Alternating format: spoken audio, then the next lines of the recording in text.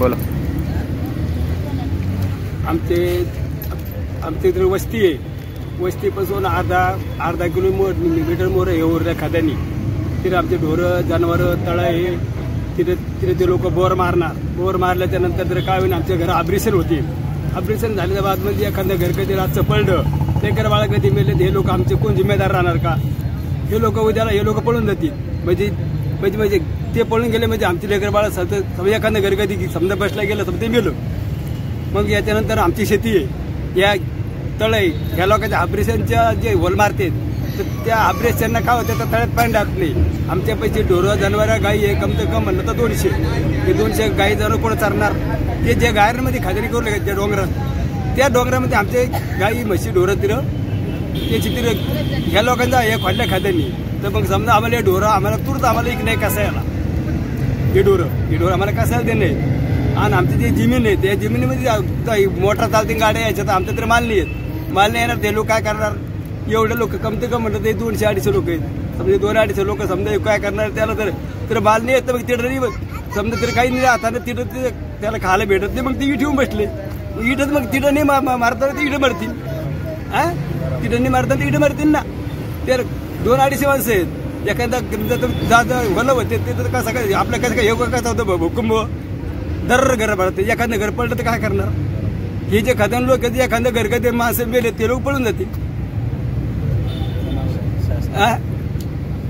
पळून जातील ते लोक. अगर ये खदान बंद नहीं हुई, मांग पूरी नहीं हुई आपकी, तो अगला कदम क्या रहेगा आपका? हे खदान बंद नाही झालं आम्ही इथं राहणार आणि इथंच मारणार. नाव सांगा तुम्ही. सारंगधर कसा गट नंबर 107.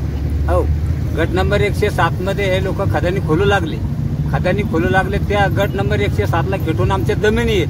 गट नंबर 108 ते 108ला त्या जमिनी त्या खदानी त्या जमिनीला खेटून ज्यादा अर्धा किलोमीटर आहे. तळ सुद्धा अर्धा किलोमीटर आहे. वस्ती 1 किलोमीटर आहे. अर्धा किलोमीटर आहे वस्ती तिळून. वस्ती अर्धा किलोमीटर असल्यानंतर हे भूकंप जर झाला या बोरबलाचा तर हे आमचे घर हे तळ हे याचं जर ऑपरेशनमुळं हे तलावाला पाणी राहणार नाही, विहिरीला पाणी राहणार नाही. या शेतकऱ्यांना पोट कसं भरायचं, कसं राहायचं, कसं जगायचं? 100-200 जनावर आहे त्यांच्याकडं. असे नायगावमध्ये या लोकांना पूर्ण डोंगरच खाऊन घेतले लोकांना.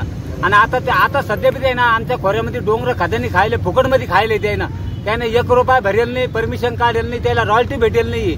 आता सध्या बी इन्क्वायरी करावते या लोकांना का त्यानं डोंगर खाल्ले की नाही खाल्ले. पूर्ण नायगावचे पूर्ण डोंगर या लोकांना खाऊन घेतले. 1 रुपया त्यानं भरलेला नाही. आता सध्या त्याच्या खदानी चालू आहेत, त्याच्यामध्ये खदानी चालू आहे. त्याला परवड जमिनीत खदानी चालू होते. ते चालवता ते सरकारी जमीन याच्यामध्ये सरकार जमीनमध्ये सुद्धा ते घुसून सनी ते सरकारची सुद्धा डोंगर खाल्ले. आणि ते इकडे म्हणतात का आम्ही परवड डोंगर जमिनीमध्ये खदानी खोललेले आहे. तिकडे पैसे खातात लोक, ते शेतकरी तिकडचे लोक. आणि ते त्या खदानी आता सध्या बी चालू आहे. त्याच्या गाड्या चालू आहेत, 50 गाड्या चालू आहे आता सध्या तिथं. मग काय करायचं आमच्या लोकांना?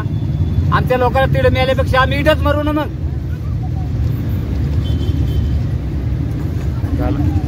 नाव सांगा तुम्ही. कैलास किसन. बोला. आम्ही आता लोक कुठं गावात जायला नाही. आमचं भांडण नाही, झगडा नाही. आम्ही साऱ्या गावाला गोडे. आमची एवढी घटना झाली 98 मध्ये, 27 ओव्हरीत चालू आहे. मग अख्खं घर लागेले. आम्ही काही मनावर घेतलं नाही. त्या खदानीमुळं ढोर मेला काही नाही, बैल मेला काही नाही, माणूस मेला काही नाही. आता आम्हाला ही खदान पाहिजे नाही. त्या खदानीनं आमचं सारं मन भरलंय. हाय आम्हाला सुकाना तुकडा. आम्हाला काही ज्यादा जमीन नाही, 2-2, 2.5 एकर आहे. तेवढी आम्हाला सुकाना खाऊ द्या. आमची एवढी सरकारला मागणी आहे. आम्हाला खदान लगेच पाहिजे नाही.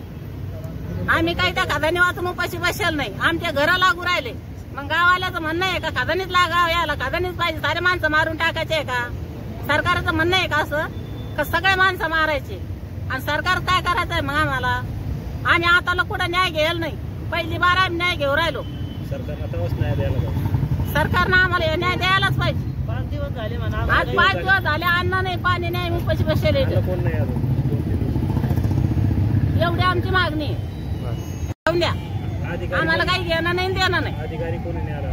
कोणी अधिकारी आला नाही, कोणी आलं नाही आमच्याकडे पाहायला. मेले का हाई आमच्या कामुळावर उठले एवढे लोक. आमचं जमीन आम्हाला खाऊ द्या ना सोयी ना. पाणी नसलं तर आम्ही काय करा? आमच्या जनावराला पाणी नसलं तर आम्ही कुठे जावा? आता 4 दिवसांनी 5 दिवसांनी येऊन बसले तर आमच्या जनावराला घरी पाणी नाही. याची कोणा काळजी घ्यावा?